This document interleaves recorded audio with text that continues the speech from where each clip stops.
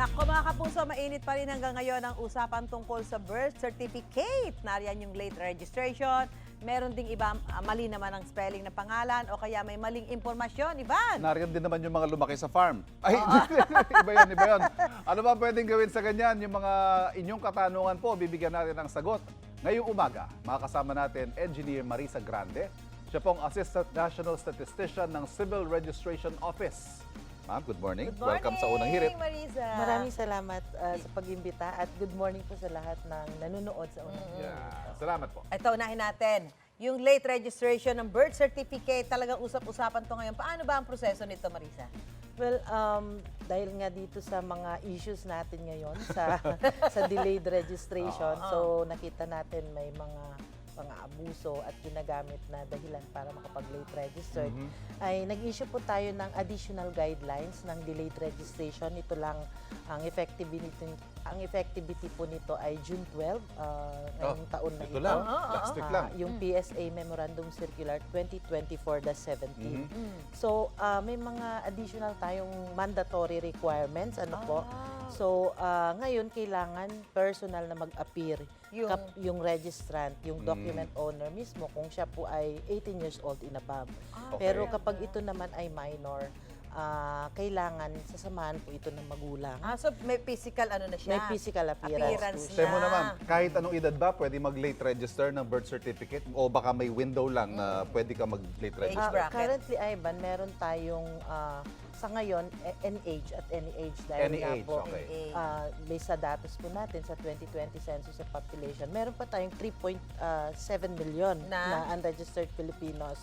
Although may nilaunch na tayo na programa dito at nakapag-register naman na tayo ng mga about 266,000. So, yun, kaya po yung mga kababayan natin, nananawagan tayo, kailangan talaga pagkapanganak ng anak nila, i-register Oo, bigyan na mo natin ng kagad. panahon. Kasi, halimbawa, yung kasambahay namin, wala siyang, sabi mo nga, hindi siya rehistrado. Kumbaga, wala siyang records, anything. Hindi siya makakuha ng PhilHealth. Hindi makakuha ng ibang mga serbisyo ng gobyerno, hindi ba? Ganun po kahalaga na i-register natin yung mga anak natin. Ano ba usually ang dahilan? Ba't hindi na ipaparehistro? Well, karamihan sa mga to yung nakaligtaan ng magulang, hindi nila Tandaan. na ano yung importansya Or baka ng birth nalalayuan, certificate. hindi mo kaya ganun. Or yung mga kababayan din natin, wala silang access dun sa mga remote areas. Ayun. No? So, kaya may mga mobile registration po tayo na ginagawa kasama mga local civil registrars para puntahan po sila. Anyway, paano po kapag late na nagpa-register? Paano po masisiguro na tama yung mga detalyeng nakalagay doon? Given na halimbawa, ilang taon na ho yung lumipas baka hindi na maalala. Hindi nga matiyak. Ito nga ba yung birthday ko? Hula na lang, oo. Yes, actually, Ivan, even before naman dito sa bago nating additional guidelines, may mga supporting documents. No? Isa yan, number one na mandatory requirements namin is the negative birth certificate para wala po tayong double or multiple registration. Kumbaga katunayan na wala nag-exist na birth certificate dito sa taong ito. Yes, Okay. oo. And then, ang mga basic na requirements before, yung pong affidavit of delayed registration, affidavit of two disinterested person, and any two public documents. So, ito yung mga, for example, yung mga earliest school records, baptismal, or any other public Ayun. documents. Ito yung minimum Yung mga na patunay requirement. na ganito yung Ano yun? birthday mo, Yung etc. sa affidavit, so kailangan ano yun? Ano ng notaryo? Dapat notarized po siya. Ako sa barangay manggagaling. Actually, merong additional requirements nga din po ng barangay certificate para pagpapatunay ng proof of residency nila. Right. So, dapat talaga sa interview, makuha mo yung mga tamang information and meron ka ding due diligence na bago ito irehistro sa ating mga civil Ito, registrar. Marisa, meron ding mga maling impormasyon, di ba? Sa Wrong birth spelling. certificate. Yung may kulang na letra, mali spelling, iba yung gender, at iba pang impormasyon. Ano yung dapat gawin kapag gaganyan ng sitwasyon? Well, meron po tayong the clerical error law. Ito yung Republic Act 9048 na pwede tayo mag-correct ng clerical or typographical error, yung mga spelling, ganon. Kasama din po dito yung correction ng sex at saka Wala yung ng court, ano yan? Proceeding. administrative process po ito. Na Kasama ayun. din yung day and Yun. month ng ng date of birth mo. Ito po yung mga administrative process. Kailangan lamang pumunta sila sa local. Doon po mag-file ng petition for correction. Yung mga ganyan ho, pagpapabago ng impormasyon, gaano ko kahirap yung proseso niyan at may bayad ba? Yun ang tanong ng mga Yes, kababayan may bayad natin. po. Ang processing fee ng clerical error, yung mga spelling is 1,000. Ang filing fee. Sa Per- PSA na yan. Sa local civil registrar Legal. office Okay, po ito, okay, okay. sa local. Or sa Philippine Foreign Service Post naman sa mga nasa abroad. But yung change of first name under Republic Act 9048 at saka yung gender at day and month ng birth, ito po ay 3,000 yung processing fee. Diba? Plus may publication pa po ito. Ito. Publication. Ito. Kailangan may publication. Yeah. Okay, Ivan. May sample ba yan na pakikita? Engineer, may sample birth certificate po tayo dito. Ayan. Ha? Ayan, sample Ito, ng birth ito. certificate. Ayan. Ano bang mga detalye rito ang pwedeng ipabago, engineer? Well, kung ang ipapabago ay first name, Ito, dito. halimbawa, iba yung ginagamit mo sa iyong birth certificate, sa kung ano yung ginagamit mo ngayon, pwede ka mag-file ng petition for change of first name under Republic Act 9048. Sa local civil registrar po ito. Local Administrative civil process. register na lang. Kasi baka isipin ng ila, pupunta pa dito sa main office. Yes, tama. Pero meron po tayong LCR. migrant petition kung saan po sila resident, doon na po sila mag-file. Yun Pero yung- correction lang ng spelling. Halimbawa, gusto magpabago ng pangalan. Ibang usapan ho yun. Pwede rin po Pwede rin. administrative. Ano yung oo. dumadaan pa sa court proceeding? Ito. Ang Dito yan, court dito yan, dumadaan sa court parte ng proceeding, yung mga pangalan. substantial entries po, like Like, year of birth. sa court Year yan? of birth. Ito, Sa ito, court ito. po yan, kailangan Year sa of- court. ito, Year ito, of ito, birth. dito, oo. year Sa of court birth. pala yun. Also po, pagka status, halimbawa Single married, na, no, I mean, Ito. legitimate child siya, Ah, pero yun. nung registration, ginawa siyang illegitimate. Okay. So ngayon, gagamitin niya na yung tama, kailangan establish niya nga sa court ngayon. Saan ba yung... Actually, hindi mo wala makikita siya sa dito, birth pero certificate. dito, pag nilagay nila dito sa marriage of ng parents, makikita natin, not banda rito married, yan. pero Oo. married pala, yun yung mga kailangan idaan sa Pero court. pag sa court, gaano katagal? Depende po yun sa, Sa court. process. Sa ng branch. court. Naku, Yun na nga matagal lang, yun. matatagalan Sa tayo mga doon. kukuha po ng birth certificate, sa mga hindi nakakaalam, pwede na rin pong mag-request online ngayon, ha? Paano naman po ang proseso nito, ma'am? Meron po kaming dalawang authorized na partner sa online. Ito po yung PSA Servilis at saka yung PSA Helpline. Oo. So, sila po online ang filing. So, ibig sabihin, hindi po kayo pwedeng pumunta sa Facebook at mag-coordinate po ng kahit sino. Kasi Minsan sa mga comment section scammer sila, po no? yun. Oo. Oo. So, kailangan po online yung pag-file. And meron po silang mga authorized na bayad center o like credit card, Metrobank, yun yung mga ganon. Hindi po sila nagko-coordinate through sa Facebook kasi baka yung mga kababayan mahirap natin na. doon O saka sila. mahigpit mag-deliver yung mga ano niyan, ha? Oo. Kung hindi Yes ikaw. po. Dapat ikaw mismo magre-receive. oo. Oo, may option din na ipa-deliver yung birth certificate sa bahay. Ano yung rule sa ganito? Sino yung pwedeng tumanggap ng document? Halimbawa, wala yung nagparehistro. Yung nag-order, oo. Ano yung kailangan maka-ready? Susan Ivan, ang nag-file ng request, siya yung Tatanggap. tumanggap. Pero kung sakali na for whatever reason, nasa trabaho po siya, pwede niya po itong ipasa sa kanyang, halimbawa, yung asawa niya or mga kapamilya, pero kailangan i-coordinate po nila ito sa aming partner, authorized partner, para ma-transfer yung Authority. yung authority at Yes, mag-release. mag-iiwan ko ng authorization and ID. Ayan. oo. Ito- Pero kailangan i-coordinate po nila. I-coordinate Oo, pa rin talaga. i-coordinate. It's through email Right. or the hotline po. Opo. Talagang pag wala ka, iniiwan. Oo, hindi pwede. Babalikan ka. Susan, Ma'am Marisa, eto may mga tanong din po ang ating mga kapuso online sa usaping birth certificate. Yan. Eto, si PJ Vera, yung apelyido ng tatay niya, ang ginagamit niya sa lahat ng documents niya. Pero last name pala ng nanay niya sa pagkadalaga ang nakalagay sa Nako, birth certificate paano nga niya. yan? Paano ito ipapakorek, So, Miss Marisa? Administrative lang dito? Yeah, actually may administrative process pero pwede rin siyang court, no? Yung dun sa administrative process kung illegitimate or non-marital child at inacknowledge naman siya ng kanyang father through a public instrument, mag-process po siya ng Republic Act 9255 or ito yung act allowing to use the surname of the father. But halimbawa naman, kasal na yung magulang ngayon, iba naman po yung proseso. Iba Ito pa yung rin. legitimation naman through Republic Act Aha. 9858. So, sa legitimation at saka sa 9255, both administrative process po yun.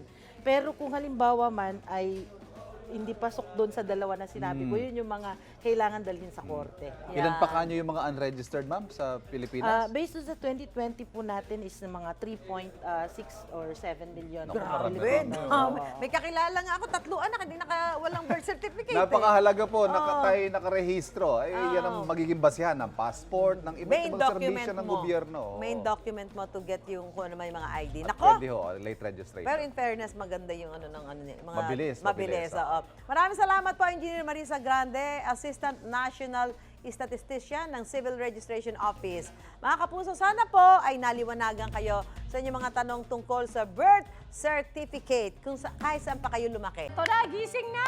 Oras na para mamasyal dito sa UH Kiddie Time! Mommies and daddies, may reko kami na pwede niyong pasyalan this weekend. Naku, ang ganda rito. It is. Sina Jenzel at Sean kasama mga bulilit of the day na sina Kobayashi sisters. Uy. Hi guys! Simulan Ka-cute. na ang pasyal. Hello sa inyong apat. Hi! Happy birthday, Happy birthday! Super enjoy pa rin nga kami ngayon, Sean, dito sa indoor playground dito sa Pasig. Pero, wait lang ha, sobrang enjoy namin. Nasaan na ba yung kalaro natin? Teammates natin. Tara, Oo punta nga eh. natin. Nako, eto na. Ayan na, ang Kobayashi Sisters! Hello, Hi! Nico! Hi, Miho. Hi, Meiko. Oh, kamusta Ayan. kayo? Enjoy kayo? Yes?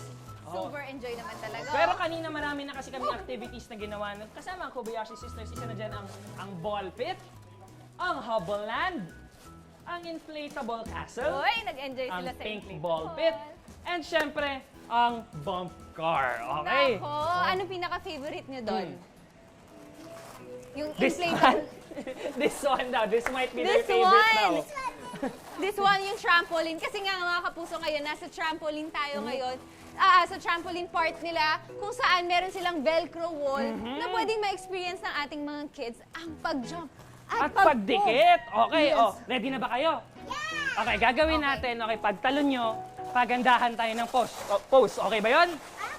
Okay, okay. Ready? Siyempre, Okay, andito come kami here, nila, Ate Jenzel at Kuya Sean. Okay, Para okay, tulungan okay. kayo. Okay. Ready mo yan. Okay, ah.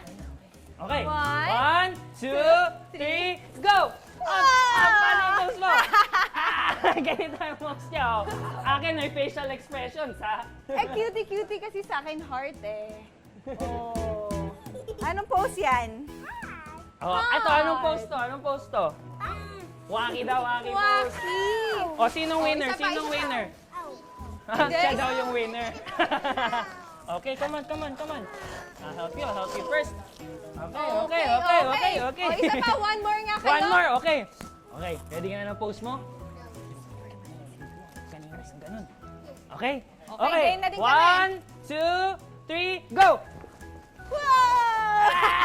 Crying naman. Saan niya may superhero? Kami, superhero kami. Pero panalo yung facial expressions ni Miho. And then, asan facial expression natin? Oh, super ganyan. Wala, panalo tayo. Wow, superhero! Appear. Okay. Oh, Okay. last round. Oh, kahit anong gusto mo, ikaw na lang. Lang, ha? Okay. Ikaw na bahala sa Ganun puso mo, ba, Miho. Ha? Yes. Dapat cute. Pwedeng Kiss mo ganun. ako. Ikaw, ha? Magpaparag. Okay, ready, Jump ka ready? lang. Jump ka lang. Okay, 1, 2, 3, 2, go! Jump! Wow! Yung sa akin may pa-legs, ha? Ay, cute, oh. Ang cute naman. High five. Good Ang job, galing good job, natin good job. dyan. Good job. Okay, let's do it. Oh, winner kayong dalawa, pero di pa dyan nagtatapos ang playdate natin ngayon kasi bukod dito sa trampoline park, may pupuntahan pa tayong iba. Nako, Gusto niyo pa excited ba? kayo? Yeah! O sige, dahil dyan, mag-last jump muna tayo. 1, 2, warm up lang, warm up. Oh, pause. Oh, Pause. Umuti tayo na sa pataas ako ng talon. Wait lang daw. Sabay tayo. Okay, let's go. Oh, tara, unahin na natin Tapos na sila. yung warm up natin. Let's go. Ha? No, Hubad daw. Come Hindi, later na natin huhubarin kasi magpa-play muna ulit tayo dito. Hi! So far, nag-enjoy ka ba? Yes! Gusto mo ulit mag-slide? Ala, naiwan ka na ni Mego. Sobrang enjoy naman sila. Dahil nandito tayo ngayon sa kanilang Rainbow Castle. Okay, ang Rainbow Castle kasi may building blocks lang. Pwede, kung ano may imagine ng mga bata, pwede nilang gawin. Kaya ang daming activities dito Later para na sa lang mga natin kids. hubad. Perfect na perfecto. Kaya tumutok lang kayo sa pamansang morning show kung saan laging una ka. Unang hit! Dito tayo! Tuloy tayo dito! Kain na po tayo ng almusal. Siyempre, masarap dyan yung food trip natin ngayong araw na ito. Mapapasabi ka na lang daw ng, this is it! Yeah, makita nyo naman yung nasa harap natin. Grabe ang sarap. Yan ang trending lechon manok at lechon liempo sa Sampaloc, Manila. Ano mas gusto mo, yung manok o liempo? I'll take both. Talaga? Pero the chicken, go-to chicken talaga. Chicken ka. Ikaw Ako ba, naman Suzy? liempo. Kaya Oh, hindi yun. kami mag-aaway ni Kaloy ngayon. Si Perfect. Chef JR kanina pa pumapapak dyan. Chef, magkano nga ba yan? At pabili kami ng more pa. Oo, dahil daan-daan nga meron dyan. Truth. Perfect. Yes, ma'am. Yes, Brother Kaloy. And again, happy birthday, advance happy birthday, Ma'am Suzy. Thank you, We Chef. celebrate you. And in behalf ng team natin dito, kaming bahala para sa iyo, ma'am.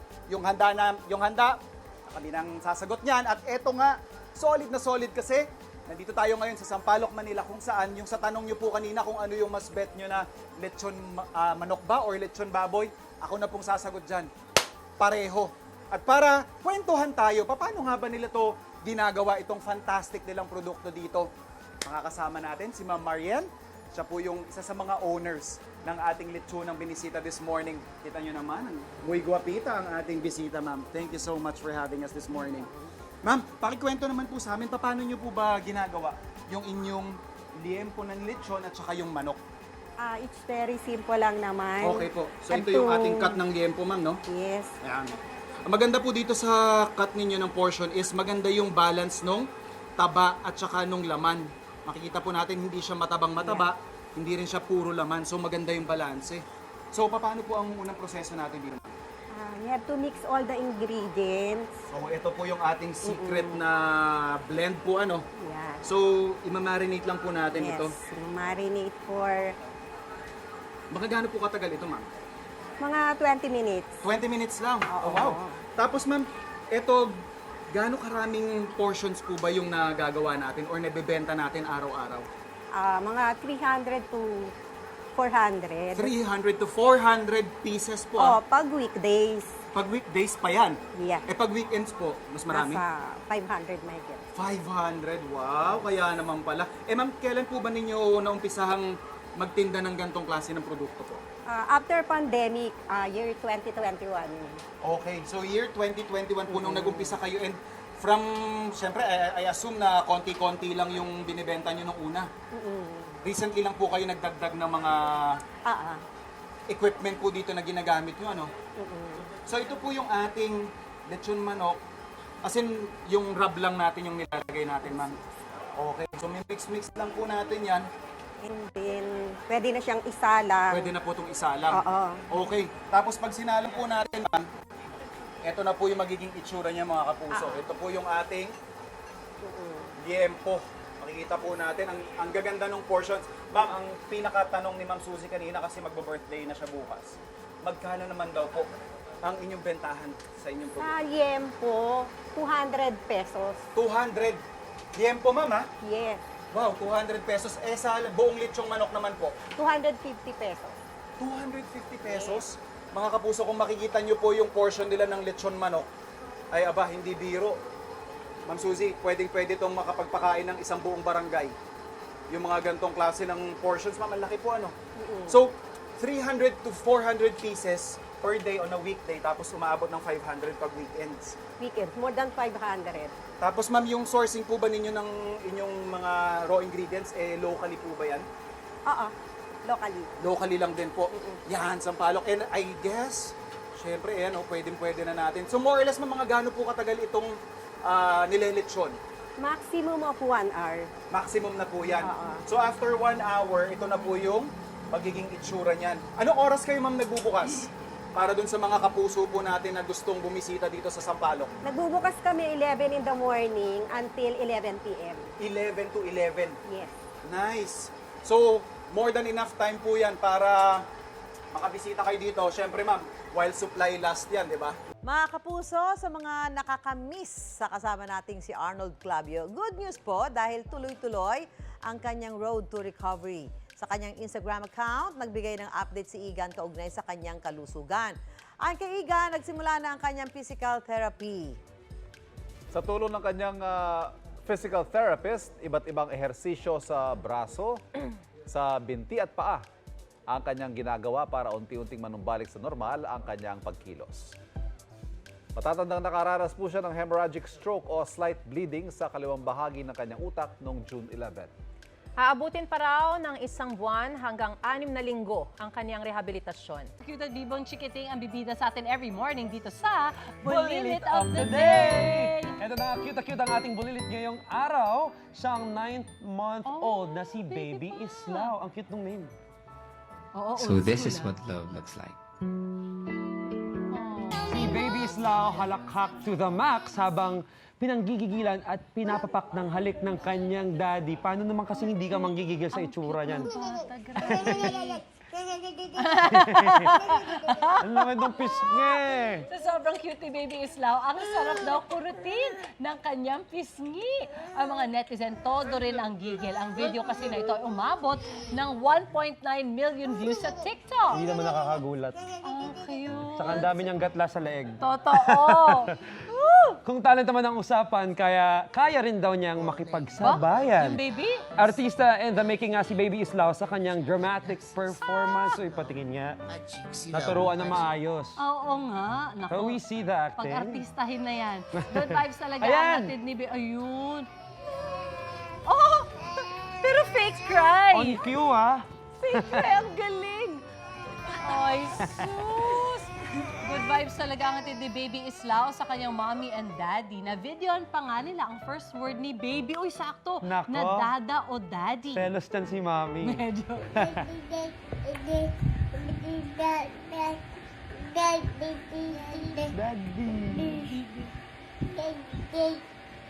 Oh, pinusuan niya ng netizens at aba.